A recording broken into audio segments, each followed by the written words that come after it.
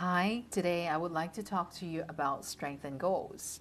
I actually borrowed this term from my daughter's parent teacher conference. So, yesterday we had our parent teacher conference, and it's called the Strength and Goals Parent Teacher Conference. And before the conference, I received a Google Doc from the teacher that I have to fill in. And the form in the beginning is what are the achievements of your child, and let's brag about it, right? Let's talk about her achievements, like her amazing things, her good qualities. And after that, I would have to fill out what are the things that I would like to see her improve. And after that would be what are my goals for her in the next quarter, right? In the next semester. And I fill out the form, and yesterday I went to the conference. And when I get in the conference, the teacher shared a document with me, which actually she, my daughter, has done the reflection herself as well. So did the teacher. So three of us have filled out the same questions, and we three of us together sit down, and first we celebrate her wins and how amazing she is. And then after that, we discuss on the areas that we have to work on.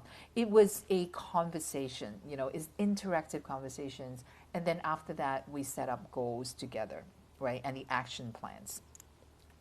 And I remember when I was a child, I did not like parent teacher conference. It was just about going into the classroom and the teacher would hand out that report card, and then we would open it, and then that's like a list of A's and B's, or like the scores, right? So I feel like I only go in to see how I'm being graded, and there wasn't much of interactions or setting goals like that together. Is And then first we're just being judged by grades, and second of all, there wasn't any action steps or what are we going to achieve going on forward. Also, this could be quite personalized, right? So one of the things that I was in the conference and I realized that the teacher were saying that some other students have different goals and things that they're working on, and we together work on finding the action steps and these goals that my child would like to work on. Everyone is different, and I found it really amazing and also very grateful that this is the kind of education that my child is receiving. How about us as adults? So, do you have the habit of setting goals? I personally do. I look into my week.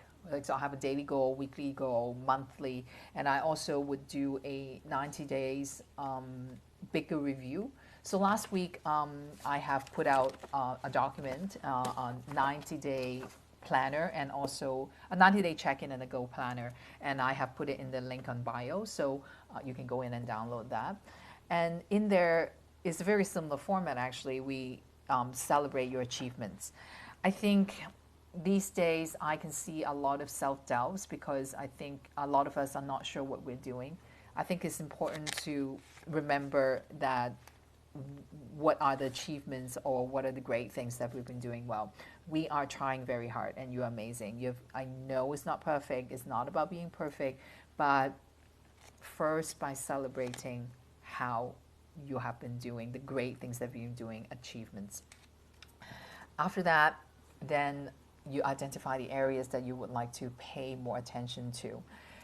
It's extremely difficult now, right? With all the changes, I think we need to check in with ourselves even more so regularly and see what is working, what is not working, what is out of balance, and tune and pivot, right? And so we can feel more balance in all aspects in our life, and also to be willing to make changes, right, if needed. So I think after you celebrate your achievements, then you go in and identify the areas that you may have forgotten. For example, I would love to come on here and talk to you more, but my teaching yoga job has been getting in the way.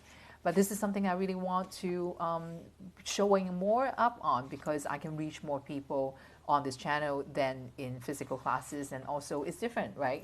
In classes I teach the asanas. And here I talk to you about mindsets. And I want to be here more, and I will. And okay. And after you look into the areas, then the next thing obviously is to set up goals for yourself, right? The SMART goals, right? So we use SMART goals. So SMART goals are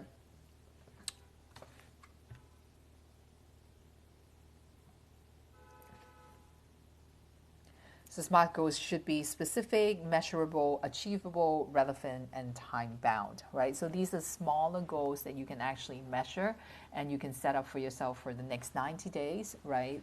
Which is what I do. And so what can I achieve in the next 90 days? So in the planner, you will have all these in there, including journaling questions and also areas that you can just fill out what your big goal is and what are your smaller goals. So next week, I'll talk to you about how we can write down those SMART goals and also how to bring them into your routines, right? So the next thing that we need to do after we set up the big goals, smaller goals, is to how to put them into our routine so they become a habit. And that is exactly what my daughter did as well with the teacher, is after we set up the actionable items, she actually put it into her weekly schedule at school. So there are 3 slots of time that she will particularly work on these 3 goals. And I just found it amazing, right? And I feel like I need to share this with you. So we and adults, right, also can be doing that. And also, if your child's school doesn't have that, maybe do it with your daughter or your son at home. Now, download the planner. I know it's already October, but it's not too late. So download it this weekend, set some goals for yourself, celebrate your wins. Also do it with your children if you have. Let me know what you think.